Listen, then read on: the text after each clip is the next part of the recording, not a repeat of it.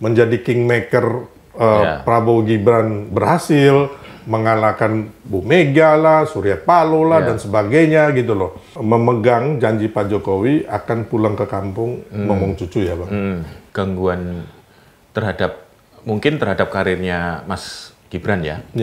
Kan selama ini kan partainya mungkin PSI, ya itu kan tidak ada di parlemen. Nah sementara kan ini program-program selama 5 tahun sebelum nanti 2029 kan gangguan-gangguan akan terus terjadi nih, termasuk surat untuk dari Purnawirawan, untuk pemakzulan. Nah ini gimana ini Bang, untuk memastikan bahwa situasi politiknya terbackup dengan baik ini. Apakah Pak Jokowi sudah menyiapkan itu, karena kemarin mau ditawarin P3 juga ya? Iya. Tapi katanya beliau milih PSI. Ya, gimana ini Bang? Nah, ya kembali lagi, ya kan, saya satu orang yang memegang janji Pak Jokowi akan pulang ke kampung ngomong cucu ya Bang. Betul. Jadi pernah. Saya selalu mengingatkan itu. Memang teman-teman kalau kami pertemuan hampir semuanya 99% kecuali saya satu orang yang mendorong Pak Jokowi itu masuk partai atau membuat partai.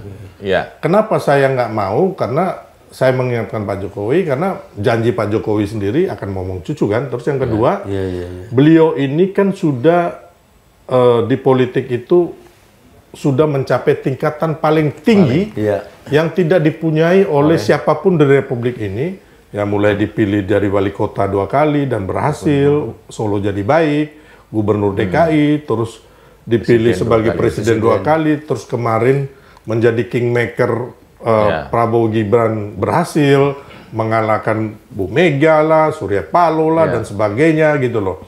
Nah, jadi saya pikir bahwa ini udah cukup gitu Pak Jokowi. Ya kan paling kalau menurut saya kan kemarin Pak Jokowi nanya itu ditawarin Pak Prabowo jadi Danantara, saya mengatakan bahwa itu sangat bagus karena ada pengelolaan 11 triliun uang aset negara BUMN kan dan juga dalam rangka kita Pak Prabowo dan kita semua ingin pencapaian pertumbuhan ekonomi 8%. Terus yang kedua kalau menurut saya ya kalau memang ini kan itu ada Dewan Pertimbangan Agung ya.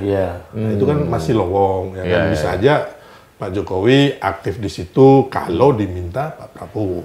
Artinya bukan politik praktis gitu enggak. Sudah. Karena kalau Pak Jokowi masuk salah satu partai, beliau hanya dimiliki oleh partai ini. Sedangkan pendukung beliau ini di PKS ada, lintas partai ada, semua ada. Termasuk PDIP. Termasuk PDIP, ya kan. Jadi ada ya?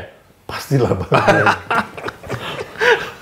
Oke Bang Sylvester, ini saya kepengen ini dengan singkat saja, tetapi apa sih yang di benak Abang atau menurut Abang ketika saya tanya Bang, menurut Abang bagaimana komentarnya tentang para purnawirawan yang ngotot banget untuk majukan Gibran?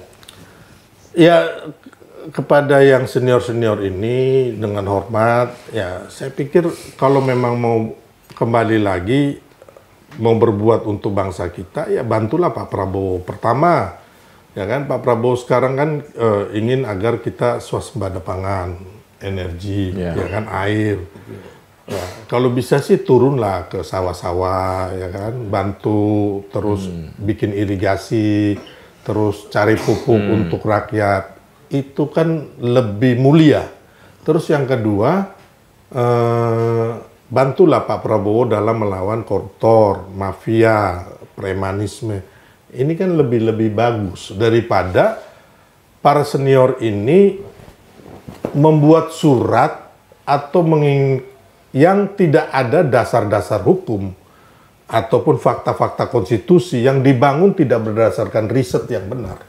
Gitu loh, hanya berdasarkan karena rasa kebencian atau bukan hanya rasa kebencian, ambisi pribadi. Nah, ini yang bahaya.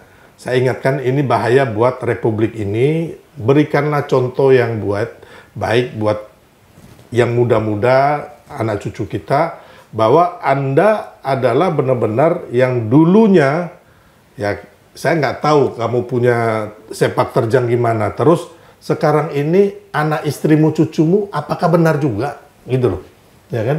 Jadi tolong kembali lagi ya berdoalah kepada Tuhan, ya kan, minta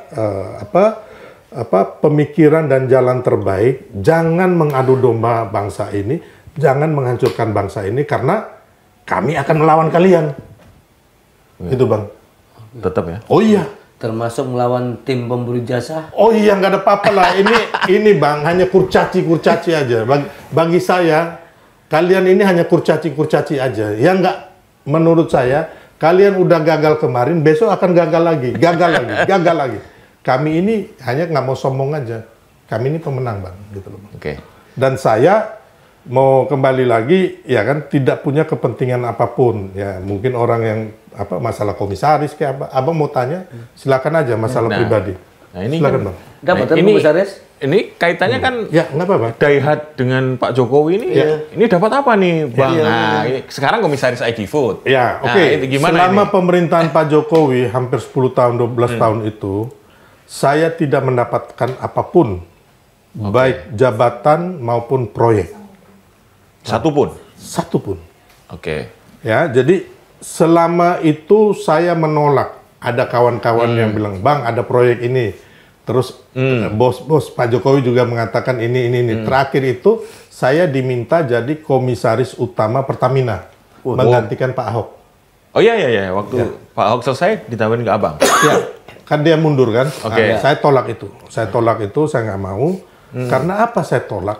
Saya punya usaha yang cukup lebih lumayan daripada penghasilan komisaris Pertamina. Lebih besar penghasilan saya, Bang. Besar loh Bang, komisaris Pertamina. Lebih besar saya lagi. Oh, Makanya saya bilang kan, Rismon katanya bilang saya penjilat makan uang haram. Rismon, kau punya buku itu hanya $10. Saya sanggup beli 1 juta eksemplar cash. Bukunya Rismon? Iya. tapi komisaris Pertamina ditolak. Ya. Tapi ID Food diterima nih, lebih kecil. Jadi gini, ID Food itu ceritanya beberapa bulan lalu saya dipanggil Presiden Prabowo. Oke. Terus diskusi. Habis diskusi Presiden bilang, saya dengar katanya sering menolak buat penugasan. Kali ini terima ya. Kita mau swasembada pangan, bantu di holding pangan. Makanya saya terima itu, Bang. Jadi intinya itu. Jadi saya bilang tadi, mau komisaris Pertamina, penghasilan saya per bulan lebih besar dari itu. Satu, saya punya showroom mobil, saya punya tambang, saya punya bersama teman-teman bikin startup dengan teman-teman dari luar negeri.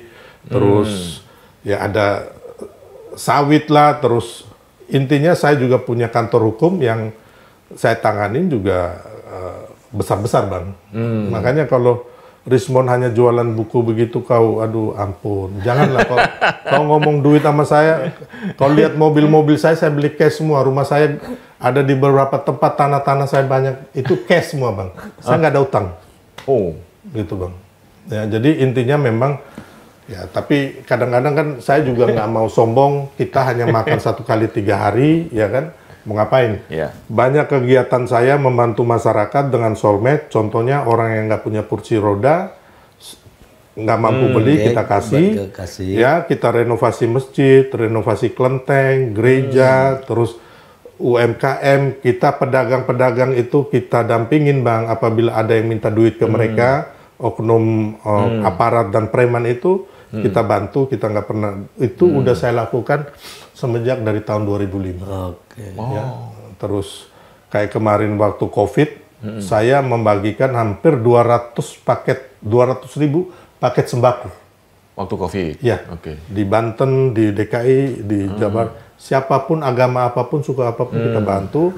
Saya punya mobil ambulan gratis. Terus saya juga punya waktu kita bikin suntik vaksin dan sebagainya. Nah, intinya saya sendiri pun waktu COVID saya juga ikut mengantar orang yang kena COVID meninggal terus ke rumah sakit. Saya ikut, Bang. Gitu. Intinya bahwa apa yang mereka tuduhkan saya sebagai penjilat itu jauh sekali ya. Bener ya? Iya. Jadi kayak kemarin umpamanya ya, kayak saya ya istilahnya si Rocky Gerung itu saya. Itu gimana itu ceritanya tuh? Nah, jadi Rocky Gerung itu kan sempat viral itu. Ini manusia tukang bohong dan juga playing victim ya. Jadi ceritanya awalnya itu waktu itu acara ILC Karni Ilyas, dia memfitnah Pak Jokowi, mengatakan Pak Jokowi bersama Mas Gibran dan juga si siapa namanya cucunya itu Jan Etes yang umur 10 tahun akan menguasai IKN. Terus yang kedua, Pak Jokowi itu iri hati sama Bu Mega dan Pak SBY yang punya partai, makanya mau ambil alih PDIP sama Golkar. Berarti kan ini manusia tahu masa akan datang, terus tahu hati Pak Jokowi. Ya kan? Ini manusia tukang tipu, tukang bohong nih, Bang. Ya, playing victim juga. Terus saya bilang sama dia, Bung Rocky, Anda ini paranormal atau Tuhan? Ya kan? Kok bisa tahu hati orang dan masa depan? Terus dia bilang apa? Dia bilang saya itu onderdil, Bang. Nah, terus acara di Aiman. Setelah itu dia kabur. Dia kabur, ya saya nggak mungkin kejar dia juga kan. Ada si Bang Karni. Masih lagi syuting itu. Nah, waktu di Aiman, dia datang, dia terlambat. Kami udah duduk. Saya angkat tangan begini, dia nggak ngangguk. Oh, udah. Tapi saya udah dalam hati, saya bilang kalau kau sampai ngomong saya dungu dan sebagainya, saya akan tempeleng kau, nggak ada urusan. Saya nggak ada urusan mau presiden ke, menteri ke, jenderal, nggak mau kenal saya setelah itu, media nggak mau tayang saya, nggak ada urusan. Karena ini menyangkut harga diri, Bang, dan juga kebenaran, gitu. Saya tuh udah berpikir, teman-teman media udah nggak mau hubungin saya, no problem. Saya akan mau urus solmed, ya kan, bantu masyarakat, ya kan, saya urus keluarga saya. Saya nggak usah tampil di media, nggak dipakai dalam panggung politik pun nggak. Karena apa? Ini manusia tukang tipu, tukang bohong yang harus kita kasih pelajaran. Nah, setelah itu, waktu acara di Aiman, dia bilang saya penjilat. Makanya ini kata-kata yang saya paling anti gitu loh. Saya akan kejar kamu ketika kamu ngomong saya penjilat. Karena apa? Walaupun sedikit, Bang, saya ada bantu orang loh, Bang. Orang nggak bisa sekolah, nggak bisa kuliah. Saya cariin beasiswa, saya bantu mereka ambil ijazahnya. Ya kan, orang nggak bisa makan kita bantu gitu loh, Bang. Orang mau usaha kita bantu gitu kan. Saya nggak minta penghargaan dari Republik ini, tapi tolong jangan fitnah saya, jangan fitnah Pak Jokowi, jangan fitnah Pak Prabowo, jangan fitnah Gibran. Saya akan kejar orang ini. Saya nggak pusing kamu siapa, gitu. Nah, jadi kembali lagi dia bilang saya penjilat, habis itu dia bilang saya dungu, bodoh. Nah, terus saya cerita lagi, Bang. Saya bilang kenapa ini manusia jahat sekali, playing victim, ya. Ya, ini nggak apa-apa tuh, nggak dikat kan? Nah, nggak ada masalah. Nah, jadi ini apa adanya. Ini dimaksud Bang Rocky kan? Rocky. Setelah itu kan saya marah dia, Bang, ya kan? Karena dia bilang saya dungu, ya saya maki dia lah, ya kan? Ya sebenarnya nggak boleh juga ini, ya kan? Pembelajaran tidak baik buat ini kan? Tapi kan sudah keterlaluan, Bang. Karena dia fitnah, dia bohong, ya kan? Terus dia loncat dari, setelah aku marah itu dia loncat dari panggung, dia begini, Bang. Oh gitu? Iya. Itu nggak tampak di kamera ya? Nggak ada. Ini ngajakin tinju. Saya jagoan. Oh gitu? Aku datang ke dia, aku jewer telinga dia, saya bilang, kau saya patahin, kau mau berantem sama saya? Saya patahin kamu. Tahu nggak? Dia bilang apa sama saya, Bang? Aku jewer telinga dia. Aku giniin lah. Terus dia bilang apa? Enggak, bro, gua melemaskan otot. Nah, makanya saya bilang, rakyat ini tukang tipu, tukang bohong. Gitu loh. Apanya yang kalian mau andalkan dari orang-orang tukang bohong kayak begini buat bangsa kita? Gitu loh, Bang. Gitu loh. Ya, toh selama ini saya berdebat sama dia juga kan, mana ada dia ngomong fakta-fakta hukum. Nggak pernah dia jawab. Ya kan? Dia hanya ngomong dengan filsafat yang menurut saya sih, saya nggak perlulah hidup untuk ngurusin kayak begituan. Nah, ini ceritanya nggak apa-apa ditayang. Ini kan kebenaran, Bang. Baik. Baik, terima kasih nih. Udah nggak kerasa nih, udah panjang banget kita nih. 1 jam lebih nih. Ini ngobrol kita seru ya. Kalau naik pesawat kita udah mau nyebrang Tel Aviv ini. Ini kayak to the point aja nih, banyak yang belum pernah aku ngomong. Iya, harus gitu dong. Banyak. Jadi banyak yang eksklusif ya. Gitu. Oke, baik para penonton to the point aja. Itu tadi adalah kita ngobrol-ngobrol selama Ya udah panjang lah waktunya, saya juga nggak ngitung ya. Tapi paling tidak kita seperti biasa kita sering sekali mendengarkan pepatah bahwa sepandai-pandainya tupai melompat akan jatuh juga, dan juga serapi-rapinya menyimpan bangkai baunya akan tercium juga. Jadi kalau ada masalah sampaikan saja, seperti ditutupin aja. Sampai ketemu ya di episode berikutnya. Jangan lupa untuk like, share, komen, dan kita tunggu ya. Dan sampai ketemu lagi bersama saya Lukman Hanafi dan saya Pung Purwanto. Dan tentu dengan narasumber yang lain, kali ini dengan Bang Sylvester ya Bang ya. Terima kasih. Terima kasih Bang. Oke. Terima kasih ya, sampai ketemu di episode berikutnya. Ya.